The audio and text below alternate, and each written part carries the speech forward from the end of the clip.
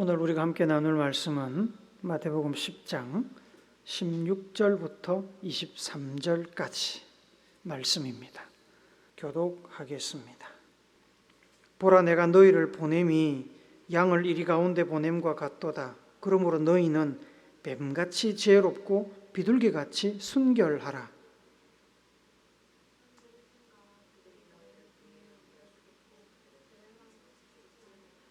또 너희가 나로 말미암아 총독들과 임금들 앞에 끌려가리니 이는 그들과 이방인들에게 증거가 되게 하려 하심이라.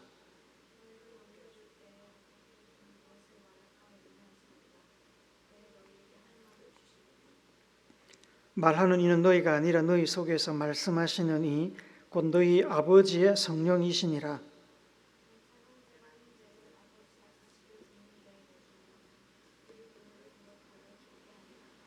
또 너희가 내 이름으로 말미암아 모든 사람에게 미움을 받을 것이나 끝까지 견디는 자는 구원을 얻으리라.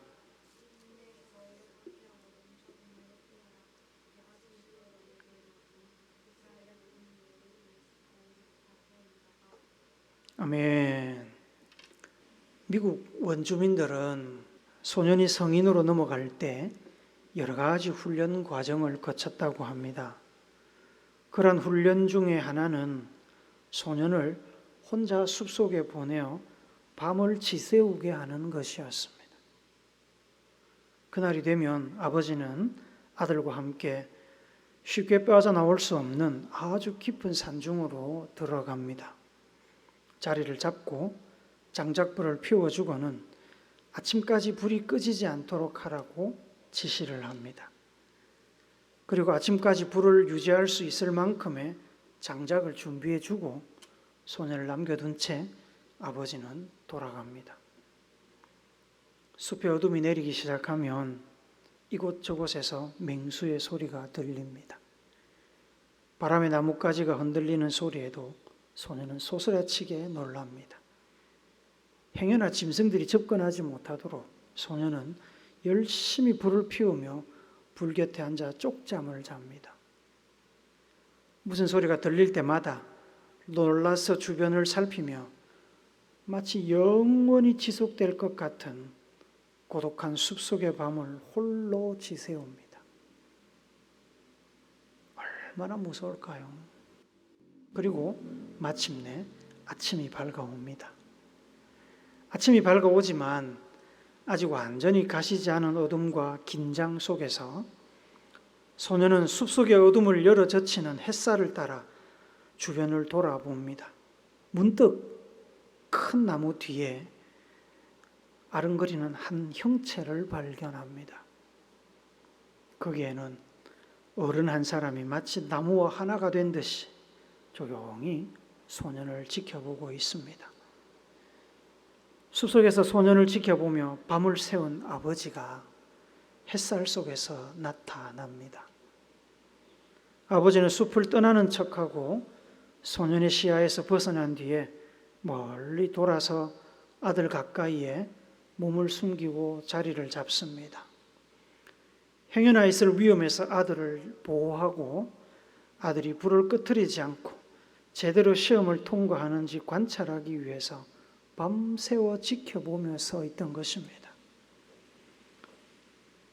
그렇게 홀로 숲속에서 밤을 지새우며 두려움을 이겨낸 소년은 어른으로 성장하는 겁니다. 성경은 예수님을 믿고 살아가는 성도의 삶이 항상 정오의 햇빛같이 찬란할 것이라고 이야기하지 않습니다. 오히려 어둠과 시련의 먹구름이 여러 번 인생 가운데 몰려온다고 말씀합니다. 구약시대부터 신약시대에 이르기까지 하나님을 신실하게 의지하고 믿음으로 살았던 사람들은 자주 강한 먹구름이 뿌리는 비를 맞아야 했습니다. 그리고 비가 삶을 힘들게 만들지만 비긴 뒤에 땅이 더욱 단단해지고 새싹이 자라는 것처럼 그들의 삶은 더욱 믿음 안에서 단단해지고 성숙해졌습니다. 하늘이 구멍이 난 듯 비를 퍼붓는 우중에도 먹구름 위에 태양이 여전히 비추고 있는 것처럼 하나님께서는 그렇게 믿음의 성도들과 늘 함께 계십니다. 마태복음 10장에 넘어오면 예수님께서는 12명의 제자들을 택하여 세우시고 그들을 전도 여행을 보내십니다.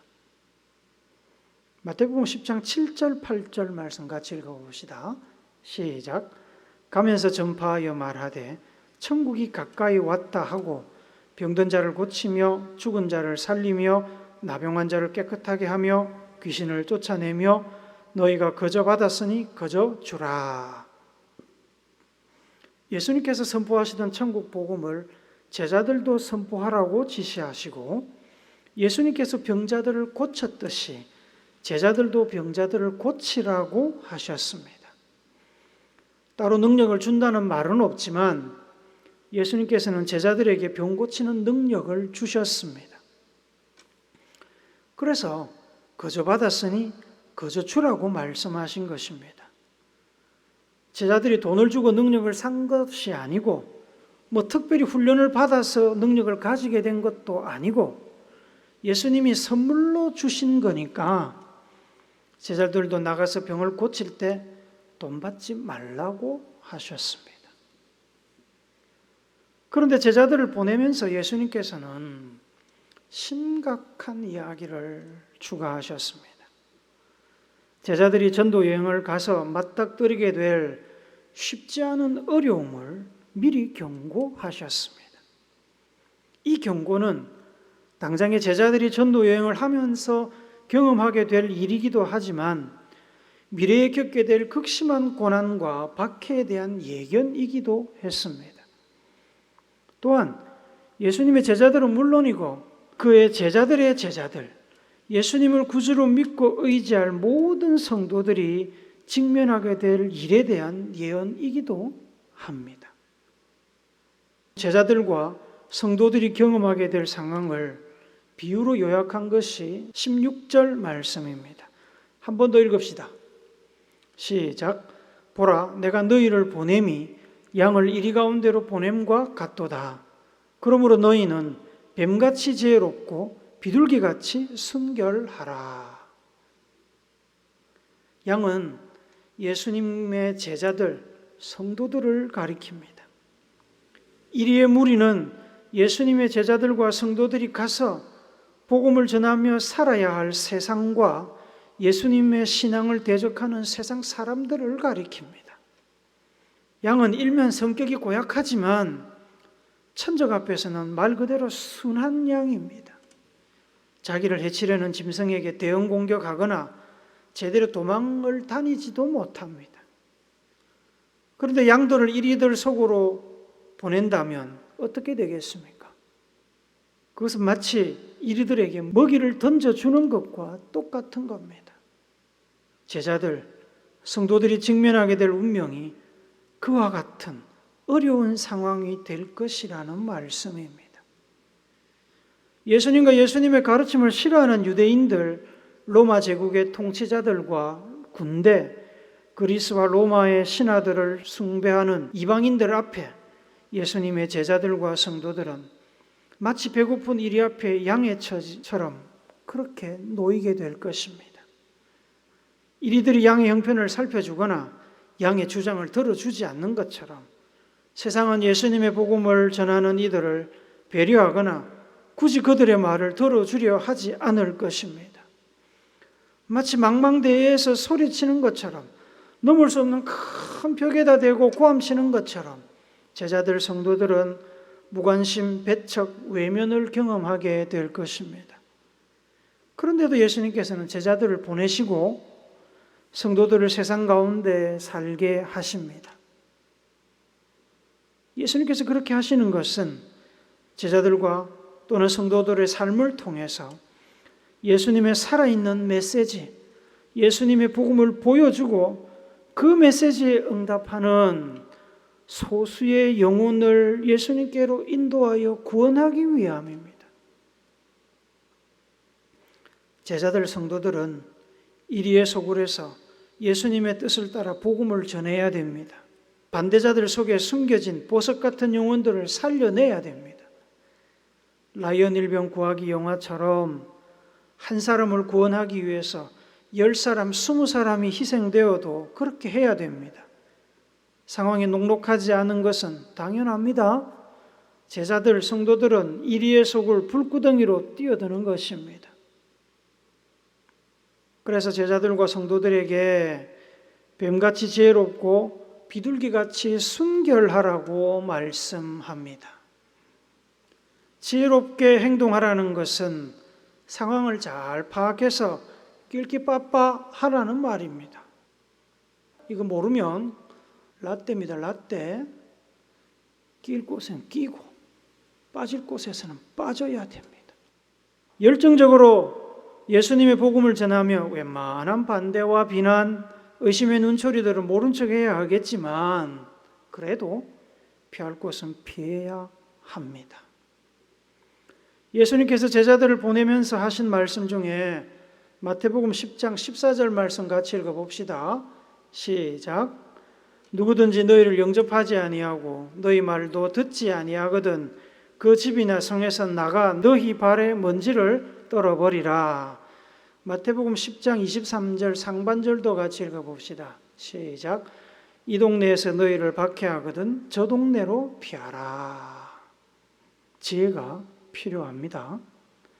그러나 지혜로운 행동에 신앙적 순결이 빠지면 지혜로운 행동은 처세술로 끝나고 상황 논리에 사로잡힙니다. 상황을 파악하고 지레 겁먹고 피할 길만 찾는다면, 그래서 고난과 박해를 피하려고만 한다면 복음은 전해지지 않고 신앙은 무기력해집니다. 순결은 하나님 앞에서 정직하고 타협하지 않는 신앙입니다. 어떤 상황에도 굴하지 않고 믿음을 지키며 하나님의 뜻을 이루고자 하는 용기와 결단이 순결입니다. 예수님께서는 제자들이 지혜와 순결을 모두 갖기를 원하셨습니다. 고난과 박해가 있는 이리의 소굴에서 어디서는 피해야 하고 어디서는 피하지 않고 맞닥뜨려야 할지를 일반화된 논리로는 결정할 수 없습니다. 하나님과 소통하며 지혜롭되 신앙의 타협이 없는 순결을 유지해야 합니다. 본문의 말씀을 읽으면서 마음에 이런 질문이 일어납니다. 왜 예수님은 어려운 길인 것을 알면서 제자들을 보내시나? 좀 더 일반화시켜서 말씀을 하자면, 왜 예수님을 믿고 따라가는 성도에게 고난과 박해와 사업의 실패와 관계의 단절과 배신 등의 어려움을 주시는가? 물론 예수님이나 성경은 예수님을 따르면 비탈길, 자갈밭, 골짜기, 비포장도로는 다 사라지고 평탄한 길, 포장된 길, 고속도로만 있을 거라고 이야기한 적이 없습니다. 오히려 예수님은 제자들에게 십자가를 지고 자기를 따르라고 하셨습니다. 십자가를 지는 일도 힘든 일인데 십자가를 지고 예수님을 따라가면 어디로 가겠습니까? 예수님이 가신 곳은 골고다 언덕입니다. 마태복음 16장 24절 25절 말씀 같이 읽습니다. 시작. 이에 예수께서 제자들에게 이르시되 누구든지 나를 따라오려거든 자기를 부인하고 자기 십자가를 지고 나를 따를 것이니라. 누구든지 제 목숨을 구원하고자 하면 잃을 것이요 누구든지 나를 위하여 제 목숨을 잃으면 찾으리라. 마태복음 7장 13절 14절도 같이 읽습니다. 시작.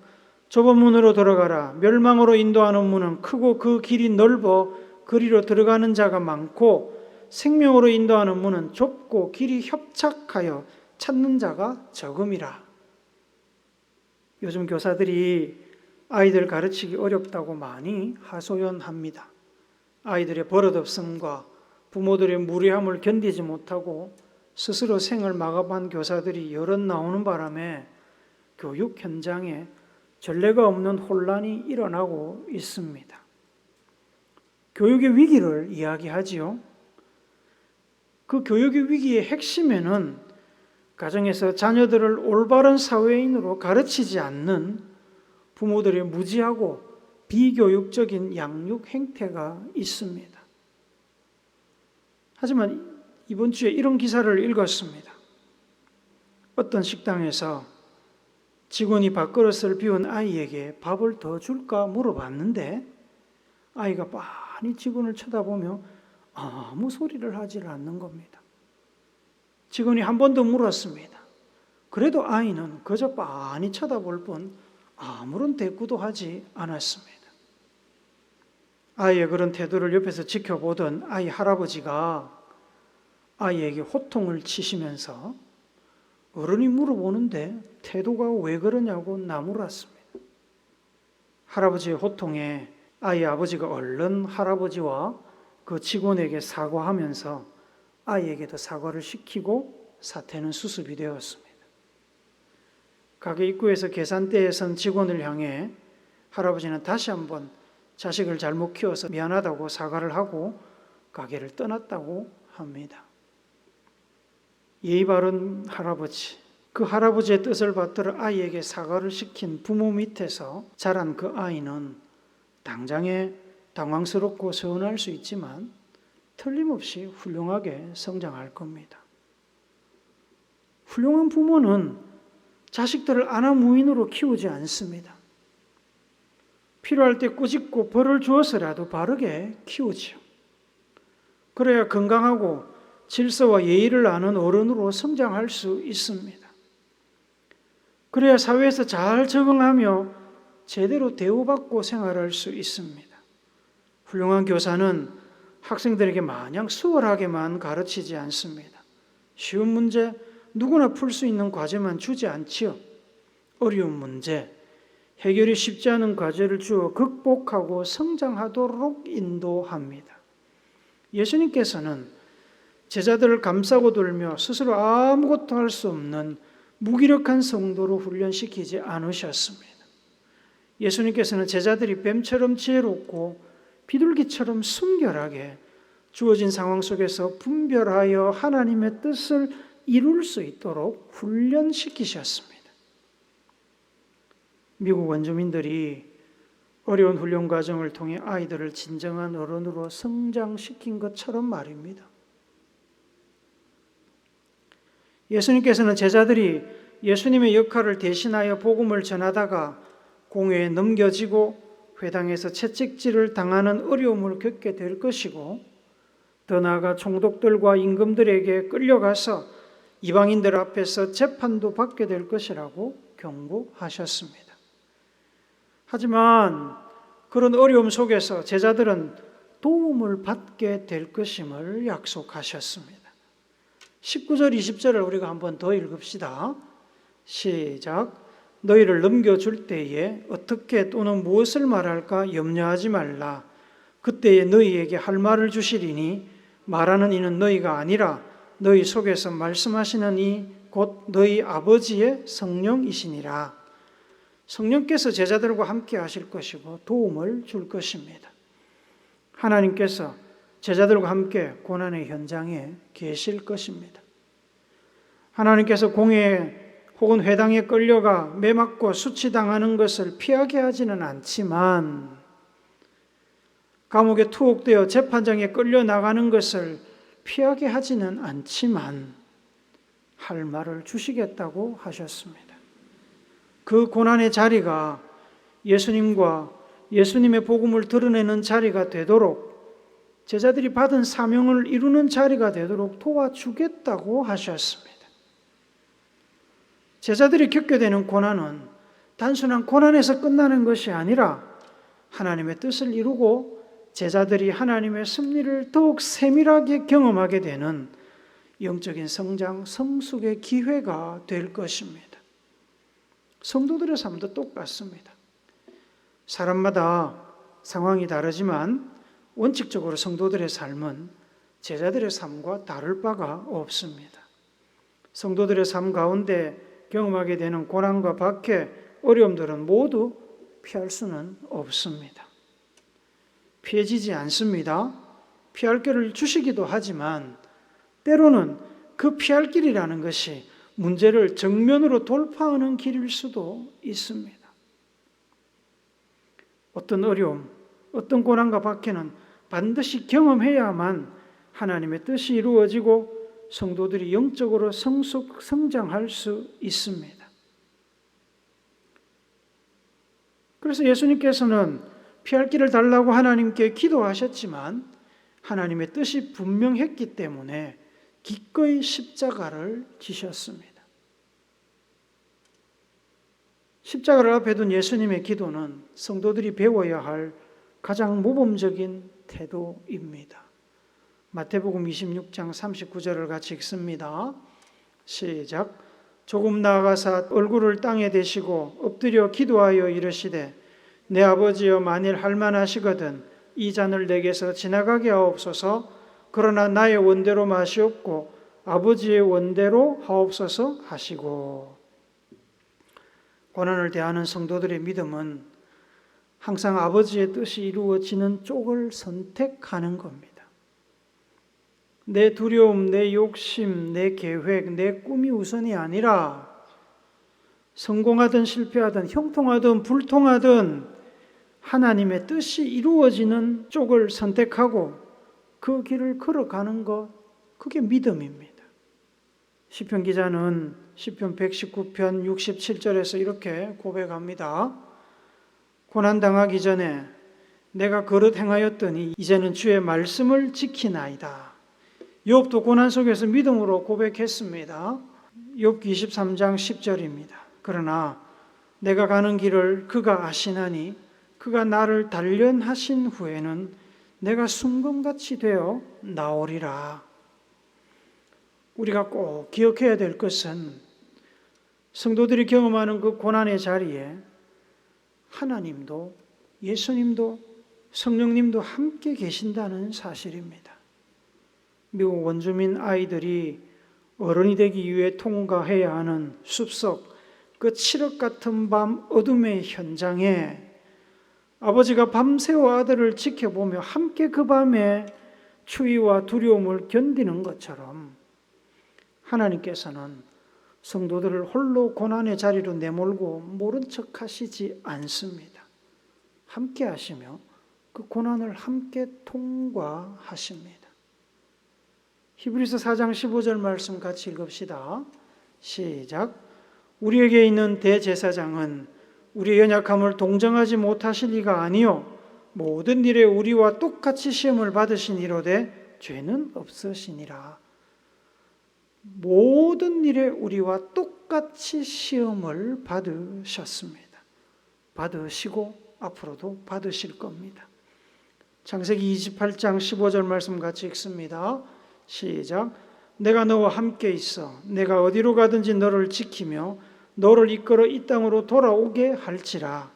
내가 내게 허락한 것을 다 이루기까지 너를 떠나지 아니하리라 하신지라. 사랑하는 우리 교회 성도 여러분, 믿음은 이 땅에서 문제가 전혀 없는 안락한 삶을 우리에게 보장하지 않습니다. 그런 말 하는 사람들 다 사기꾼입니다. 그렇게 보면 됩니다. 예수님의 제자가 되는 길이 황금 꽃마차를 타고 레드카펫 길만을 걷게 해주지 않습니다. 좋은 날도 있을 겁니다. 힘든 날도 있을 겁니다. 성공해서 우쭐거리는 날도 있을 것입니다. 실패해서 완전히 주저앉는 날도 있을 겁니다. 중요한 것은 우리가 부르심 받은 대로 예수님의 제자가 되어 파송받은 삶의 자리에서 제자의 삶, 사명받은 자의 삶을 사느냐, 그러지 못하느냐 하는 것입니다. 하나님께서는 항상 우리와 함께 계실 것이고 고난 중에서나 영광 중에서나 우리와 동행하실 것입니다. 눈에 보이지 않아도 결코 우리를 버리지 않으실 것입니다. 이 믿음 가지고 주어진 삶을 하나님의 영광을 위해서 살아내면서 받은 사명을 이루는 여러분과 제가 되기를 우리와 동행하시고 앞서가시며 우리를 인도하시는 예수님의 거룩하신 이름으로 축복합니다. 아멘.